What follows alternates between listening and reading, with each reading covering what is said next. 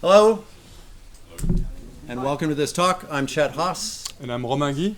and today we're going to be giving a presentation on ISO 9000.4.1 Specification of Quality Management Process. You should not be excited about this kind of title. In the specific realm of computer software. Thank you for the interruption. We decided, after we came up with the accurate title for the talk, that the acronym was insufficient. So So we tried a different acronym, or quality, and it stands for quick uptake and like history. Yup. But that wasn't great either. So we thought, what if we went the Steve Ballmer route and said quality, quality, quality, quality, quality, quality, quality, quality, quality, quality, quality, quality, quality, quality. The acronym for that is Q14.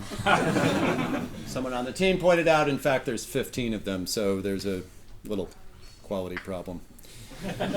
We're going to cover several aspects of quality today. Here's the rough agenda. First of all, we'd like to talk about ourselves for a while.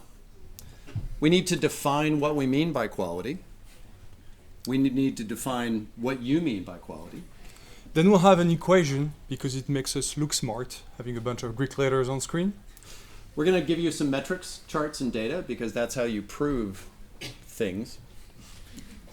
Then we're going to talk about some misconceptions you might have about how to achieve quality in your group. And I think probably the most important thing to the people in this room is how can you achieve quality in your organization? And finally, we'll have questions for us, and maybe we'll have answers.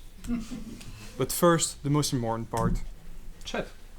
So let me talk about myself a little bit. I run a company called Quality Consultants Incorporated. I am the president, founder, owner, CTO, CEO, and chairman. I am also a consultant. I've been doing engineering for many years, and during those many years, I have created many bugs. However, from the year 2015 to now, I have been focusing exclusively on presenting about quality, during which time I've created 0 bugs. Also, I have a certificate of quality, which was awarded this year. We'll get back to that later. I want to re-emphasize 0.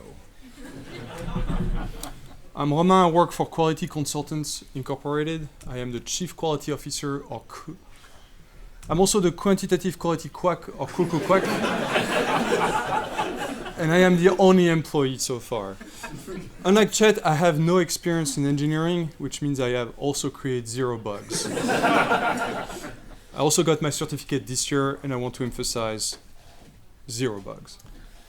So let me return back to the important point that we talked about, a certificate of quality. As I said, this was awarded this year, if you look closely in the lower left corner, but I want to draw your attention to a couple of important things here. One is that it says quality not once, but twice. Also, it says my name. And then finally, up in the upper right, I want to draw your attention to the level of quality on this certificate. That's pretty amazing. After Chet got his certificate, I wanted my own, and I was able to get one.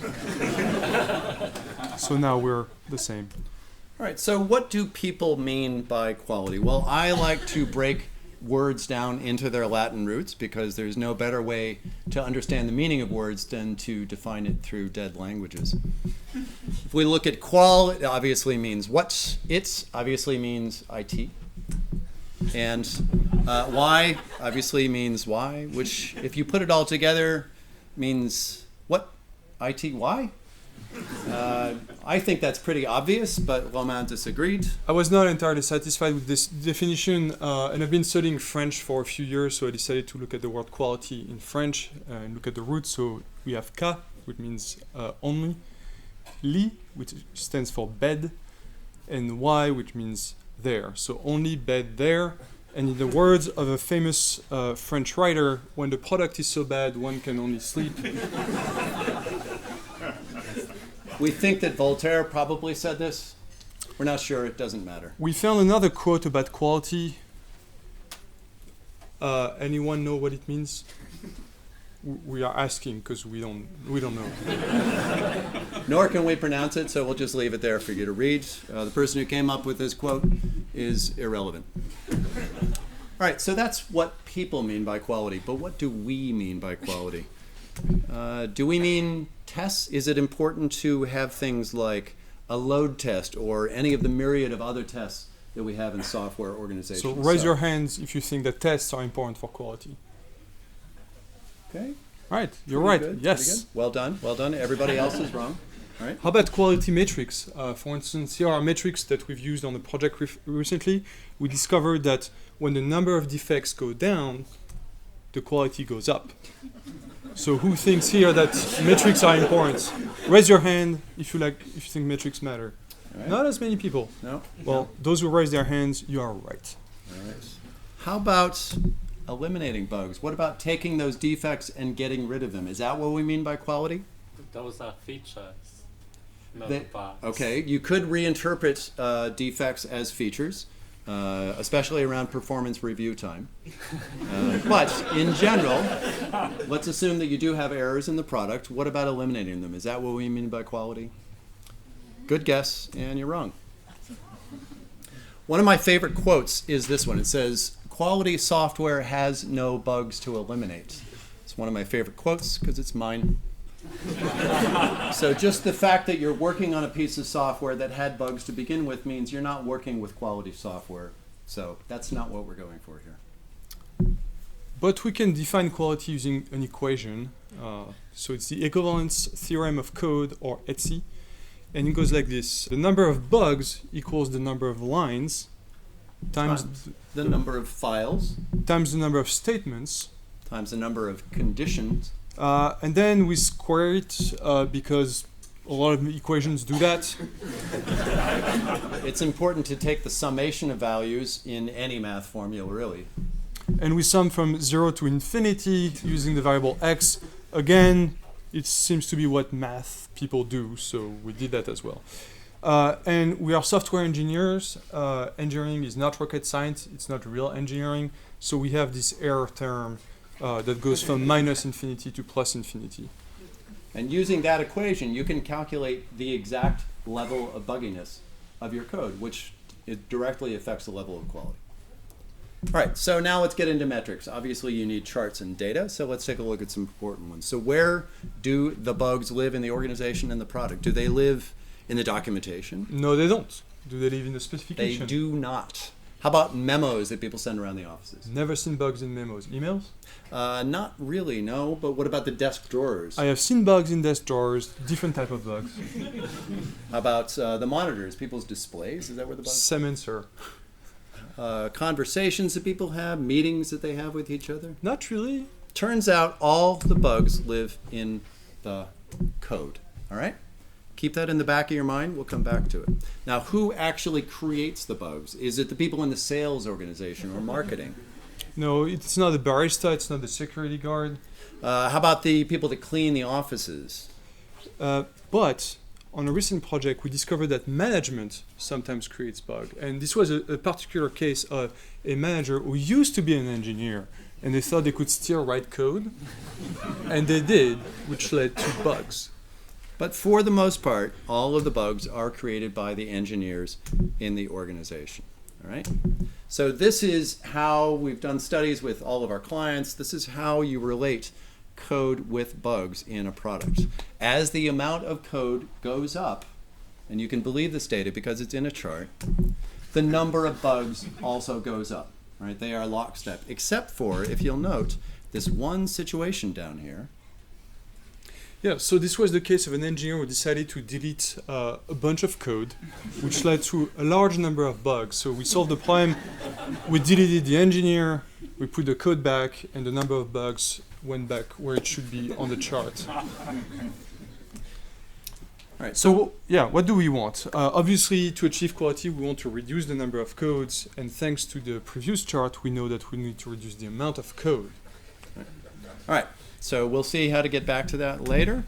In the meantime, we want to talk about misconceptions. These are things that probably everybody in the room, except us, thinks about quality. So we call this believable solutions or BS. So the first one, and I'm sorry if you already know about that one, the Guidelines and Ground Rules of Methodology Excellence, or GAGME. So it's a process that goes like this. You first identify the processes at your company you document approaches to apply those processes, you form teams to discuss methodology to make sure you can implement the processes the right way, and you present findings to the team, you train the team based on the guidelines that came out of the findings, and finally, engineers write code. So if we look at where bugs are created in the process, bugs never happen in the first steps. But when we reach the last one, that's where bugs happen. So this won't work. What the next one? Better specifications, also coincidentally known as BS. You comprehensively itemize the requirements in a product, you identify the problems ahead of time, you propose solutions, and then engineers write the code. And similarly with this one, none of the problems happen with the process, all of the bugs are created in the code. And I think you're starting to see where the problem lies. Another one, the code review approval process, or CRAP. And the way you think it usually works, so engineer A writes code, hands it over to engineer B, who reviews and suggests changes. Engineer A fixes the bugs and submits the bug-free code.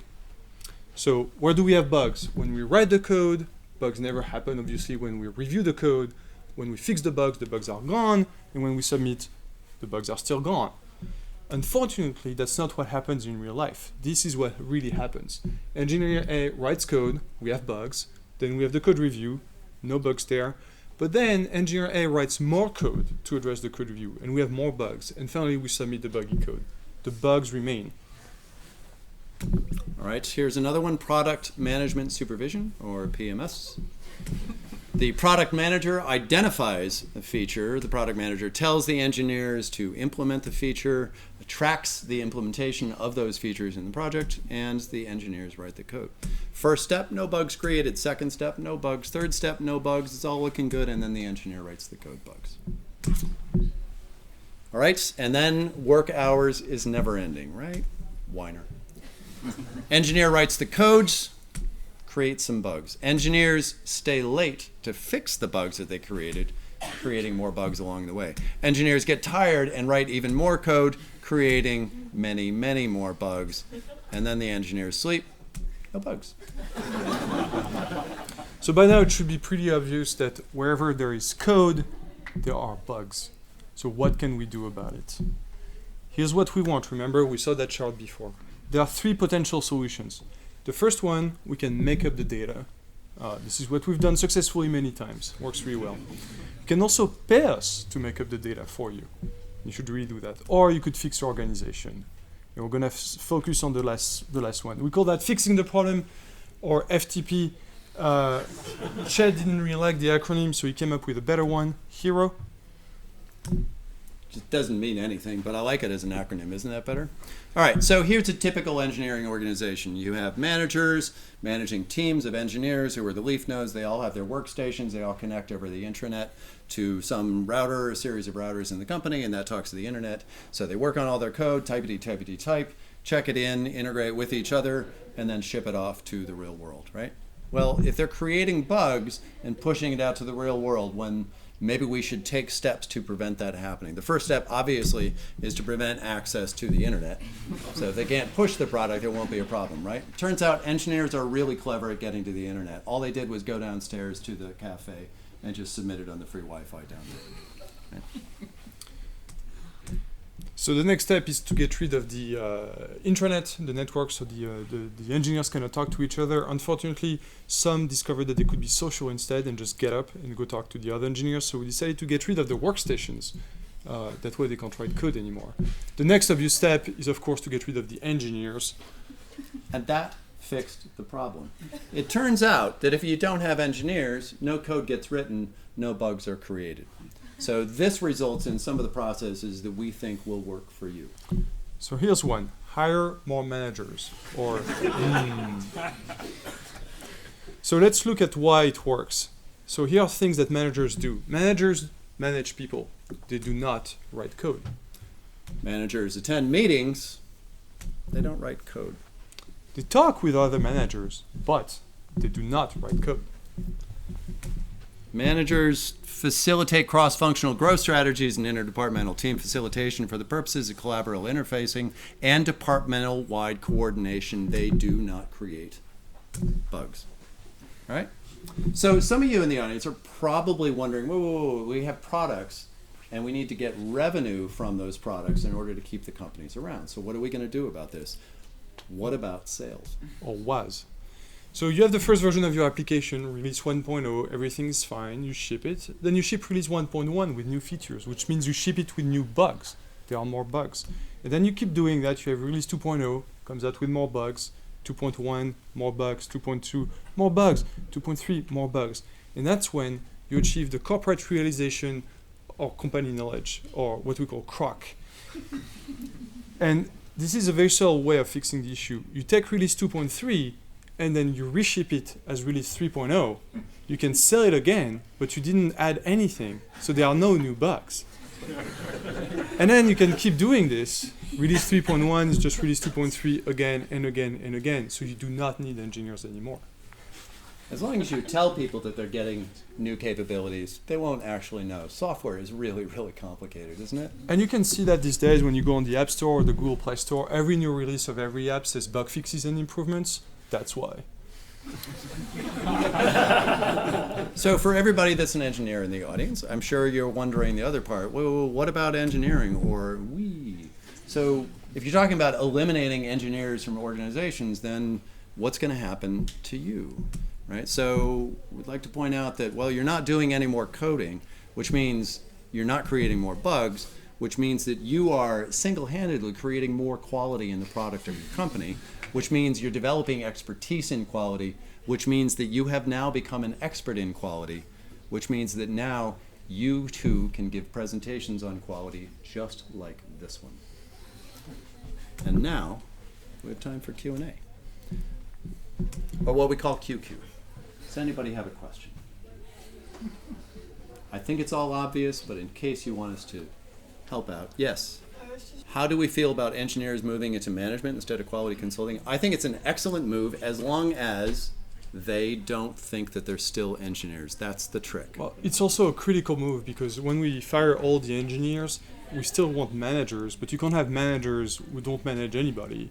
So we need engineers to become managers so managers can manage managers, and we keep doing that. Virtuous cycle of management is what they call it. VUCM. Yes. How long did it take to create the framework? The slides took about 10 minutes. The inspiration for quality overall happened in the middle of the night after a very large amount of scotch. But it took years to develop the expertise and bill a lot of companies for it along the way. Do we have major corporate customers? We used to have many of them, one by one. Coincidentally, they all went out of business. Nothing related to what we were selling them, I'm sure. But we're always on the lookout for more customers. So many answers and jokes come to mind, but this is recorded, so I will shut up. How do we feel about outsourcing engineering? You're not solving the problem because if people write code, there will still be bugs. Yeah. You can blame other company on that. You could blame other companies, but it is still your product that is being shipped. The goal is not to have scapegoats for the quality problems that you have.